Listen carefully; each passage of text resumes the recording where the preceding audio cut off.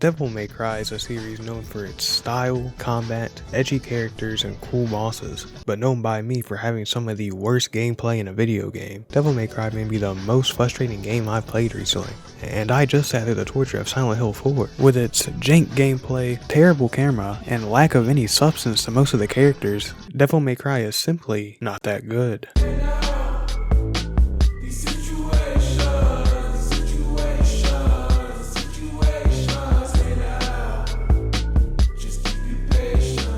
Devil May Cry was released on August 23, 2001 by Capcom and was the first installment of what is now a very popular franchise. I played the HD collection on PC, but of course, if you would like to torture yourself, you could play the PS2 version, which apparently is harder. DMC1 is about the edgelord devil hunter Dante, who is the son of the late Sparta, who died in battle against Mundus. Dante is scouted out by a woman named Trish to kill Mundus. I might add that Trish completely wrecked Dante's shot with a motorcycle that he proceeded to stop with 2 pistols. You know, I don't care whose son you are, this simply shouldn't be possible. Anyway, this leads the two to the medieval castle where Trish just kind of dips to leave Dante on his own little adventure, therefore starting DMC1. DMC1 was my first introduction to the franchise, and that may be for better or for worse. I knew nothing about the series going in. What I do know is that Capcom gave birth to a whole new genre of action-adventure hack and slashes with tons of style. I mean, Devil May Cry is pretty damn stylish in the first game, even with the flaws it has. See, unfortunately, DMC falls short of the first game syndrome, where everything just isn't all too fleshed out. The biggest of these flaws is easily the gameplay. The game runs on a mission-based system instead of the more openness of something like Resident Evil. For each mission, you get a rank based on the time completed and red orbs collected. And that's cool, and that's fine, but the real problem starts with the combat. The combat in this game is just kind of jank. It's not like most games where you get used to it after a couple of minutes and actually know what you're doing. No,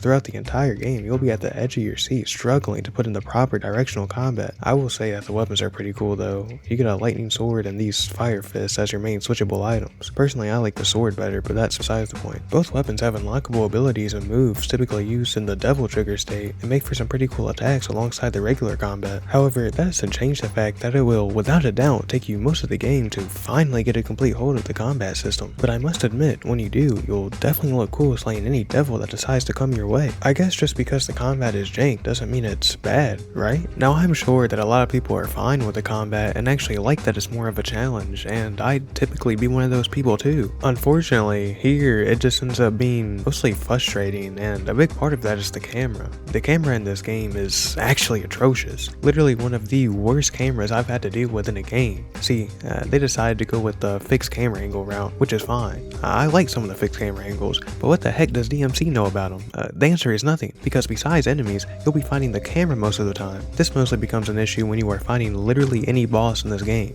In the first boss, your vision will be completely obscured by the giant pillars. In this bird boss, you can't even see the damn bird. In this boss, your camera will change angles about 10 different times before you can even think about hitting the enemy. Now, I may be over exaggerating, and I'm sure some DMC purists might agree, but you cannot argue that this isn't jank, even for PS2 standards. However, even throughout all the trials, tribulations, and turmoil that this game caused me, Dante still manages to be one of the most badass characters in a video game. Whenever Dante talks, and it's not much, he always comes through with a witty or just outright stupid line. The corniness of this game can only be matched to that of Resident Evil, and that's something I can wholeheartedly appreciate. Unfortunately, Dante is the only one like that. Every other character just feels bland with not much substance. Mundus can be regulated to just the evil dude, and Trish is literally replaceable.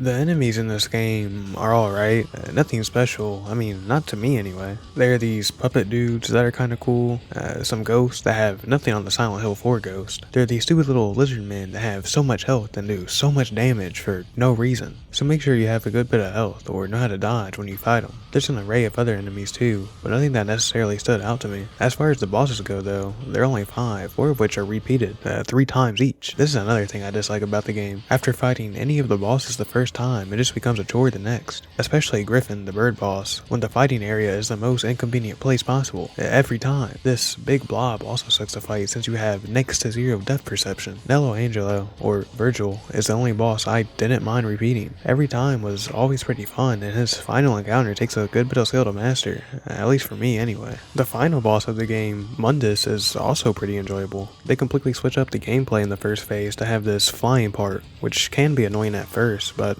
I appreciate them going all out. The change of pace is pretty refreshing, even if it is at the very end of the game. The second phase is easily the most cinematic part of the game, as we see Dante and Mundus fight it out in a burning pit of lava. The area you meet Mundus is worth mentioning too. I just really like how monumental it feels. Another thing DMC undoubtedly does right is the setting. Now, this knowledge may be more common in the Bible itself, but DMC started life as the next Resident Evil game, and throughout the game you really notice that. The castle the game takes place in is the most obvious. I mean, it just kind of screams Resident Evil with the way it looks and how it's laid out. Each room, each area is really fun to explore too. You never know if you're going to be ambushed by a giant bird or end up in a mirrored version of the world entirely. A lot of this game's music and atmosphere enhances the game too. I mean, once you get inside the castle, it's mostly just quiet. There's barely any voice acting either, someone only saying something in the few and far between cutscenes. This causes a juxtaposition in the game from going quiet and atmospheric to Dante saying some shit like this. I hope for your sake you got something inside that big body of yours. It comes in clutch to give a light tone to an otherwise dark and dreary situation. Fortunately, this isn't really a bad thing unless you're looking for a deep story, because you definitely won't find it here. Devil May Cry is definitely not the best game ever made. Sure, it started a whole new franchise that's beloved today, but that doesn't mean it didn't have a rocky start. A lot of people love Devil May Cry, and I'm simply not one of those people. Even after playing, I couldn't help but be glad I was done with it, and happy I could finally stop. There is stuff to love about DMC, like how the combat actually takes skill, the medieval setting that's amazing to explore, but that doesn't stop it from being a simply lackluster game overall. At least DMC 2 is much better with no flaws, right? I should have been the one to fill your dark soul with light!